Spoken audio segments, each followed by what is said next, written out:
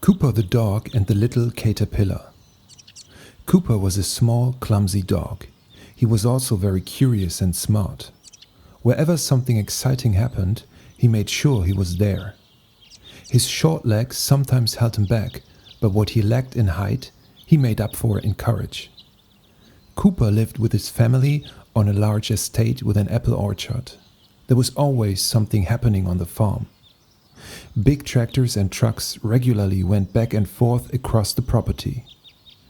They brought back empty crates and picked up the harvested fruit that had been packed for delivery. The empty crates would get piled high in the corners of the yard, creating many great places to hide. But even with all that activity, Cooper sometimes got lonely. When his big brothers wrestled, Cooper would throw himself in between them, eager to join in. "Get out of here," his brothers would shout. "You're too little." It made Cooper a little sad, but he could usually find something new and exciting to do. Today, the little dog was especially bored. "I wish I had someone to play with too," he said, whining to himself. Just then, he spotted a little green caterpillar crawling very slowly up the tire of a big truck. A farmer was loading the flatbed up with boxes of ripe apples. They smelled very good. The caterpillar was small and the way up to the apples was very long. But she had a huge appetite and the smell of the apples attracted her instinctively. Cooper the dog watched the little caterpillar for a while. Then he reached for her with his paw, but he was too short. "Hey," he called up to her. "Do you want to play with me?" "Sure, come up and join me," the caterpillar replied. "We can play hide and seek, but you will have to wait until I've eaten. I'm really hungry." Cooper was happy that the little caterpillar wanted to play with him. He wagged his tail. He only had one problem. "How do I get up there?" he asked. "Do like I did, it's easy. Just crawl up," the little caterpillar said. "But I can't crawl," exclaimed Cooper. "Then I can't play with you," said the caterpillar. She had reached the top of the tire now, and Cooper couldn't see her from below. The little dog ran around the truck and found the loading ramp. It was still open. He could run up there quite easily. Now in the flatbed, standing in front of the crates of fruit, he tried to find the caterpillar. He jumped on one of the boxes and started looking for her among the apples. The little dog sniffed from one apple to another, but there was no trace of the caterpillar. "I'll never find you like this," said Cooper in exasperation.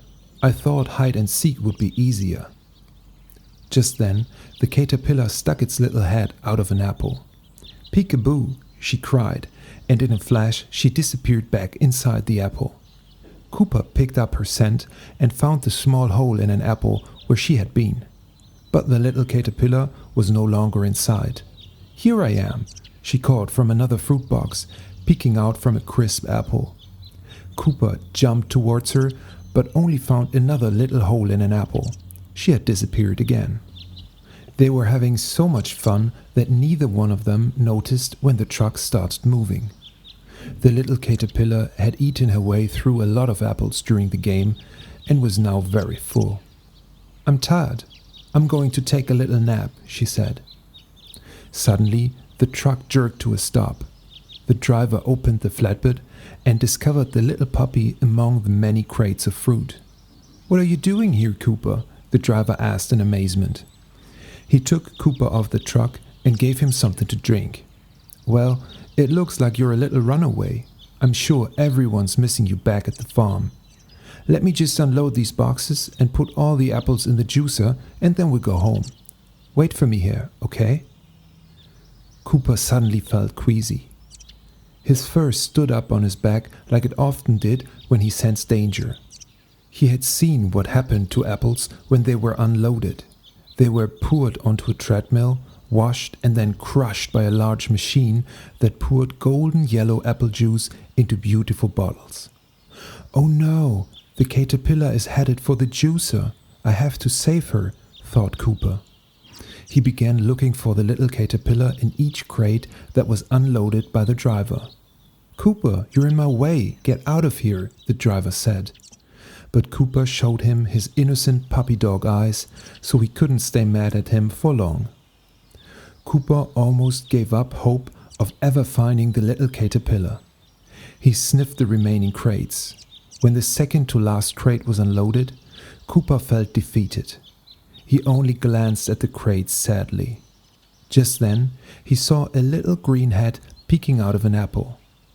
He ran to his friend and saw that she was still asleep. "What luck!" Cooper rejoiced. He barked quite loudly and gently nudged her with his paw. "Wake up or they'll turn you into juice," he yelled. The caterpillar didn't seem to hear him. She stretched casually and asked, "Why are you yelling?" "I'll tell you all about it later. Quick, crawl onto my back and then let's get out of here."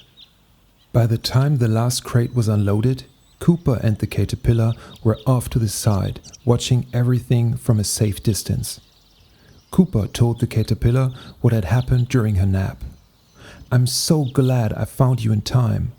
Now we can be friends forever," Cooper said joyfully.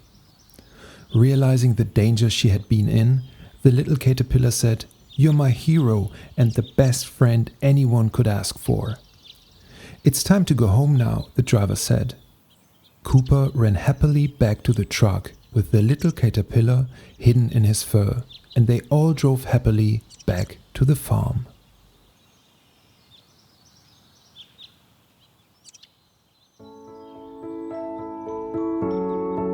This bedtime story is presented by Lemons and Letters.